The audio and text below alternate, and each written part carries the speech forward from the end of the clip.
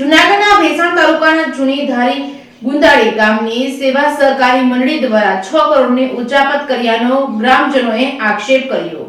જૂનાગઢના ભેસાણ તાલુકાના જૂની ધારી ગુંદાળી ગામની સેવા સહકારી મંડળી દ્વારા રૂપિયા 6 કરોડની ઉચાપત થયાના આક્ષેપ સાથે આજે જૂની ધારી ગુંદાળી ગામના ખેડૂતોએ ભેસાણના મામલતદાર તેમજ ભેસાણ તાલુકાની જૂનાગઢ જિલ્લા સહકારી બેંકની મુખ્ય બ્રાન્ચ ખાતે તેમજ પોલીસ સ્ટેશન ખાતે આપ્યું હતું। આવેદનપત્ર ગ્રામજનોએ અને ખેડૂતોનું કહેવું છે કે જૂનાગઢ જિલ્લા સહકારી બેંક લિમિટેડ હેઠળ આવતી ભેસાણ તાલુકાની બ્રાન્ચને આવેદનપત્ર આપવામાં આવેલ છે। જણાવેલ કે જે જૂની ધારી ગુંદાળી ગામની શાખામાંથી પાક ધિરાણ ઉપાડતા હતા, પરંતુ ખેડૂતોના ખાતામાંથી જાણ વગર જ અંદાજિત 6 કરોડ જેવી રકમની ઉચાપત કર્યાના ખેડૂતોએ ખુલ્લો આરોપ કર્યો છે। આ બાબતની જાણ મંડળીના કર્મચારીને થતા મંડળીના કર્મચારી નાસી ગયેલ છે। આ ઉચાપતમાં મંત્રી દ્વારા કહેલ કે ખાતેદારોના એટીએમ તેમજ પાન કાર્ડ લિંક કરવાના હોય તેવું બહાનું બતાવીને પાન કાર્ડ તેમજ એટીએમ તેમજ ચેકબુક લઈને ખેડૂતોના ખાતામાંથી નાણાંની ઉચાપત કરેલ છે, જેને લઈને ખેડૂતોમાં ભારે નારાજગી જોવા મળી છે। આવેદનપત્રમાં જૂની ધારી ગુંદાળી સહકારી મંડળીના મંત્રી તેમજ પ્રમુખ તેમજ જે તે વખતના મેનેજર સામે કડક કાર્યવાહી કરવામાં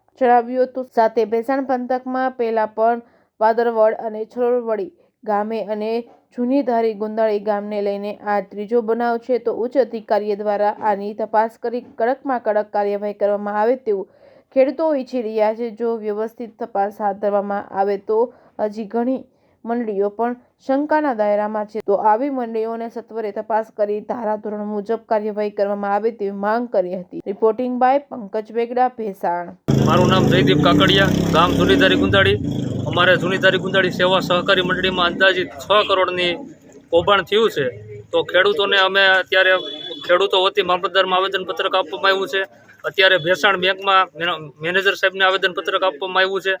તો આની યોગ્ય તપાસ થાય, ખેડૂતોને યોગ્ય ન્યાય મળે અને પૂરેપૂરું ખેડૂતોને જે કૌભાંડ થયું છે બધી વળતર ચૂકવવામાં આવે એવી બધાય ખેડૂતો વતી માંગ છે। અને આના સરકારને પણ ભલામણ છે કે આની યોગ્ય તપાસ થાય અને બધા મેનેજર જે આમાં બધા સામેલ હોય, મંત્રી, બધાને કડકમાં કડક સજા થવી જોઈએ।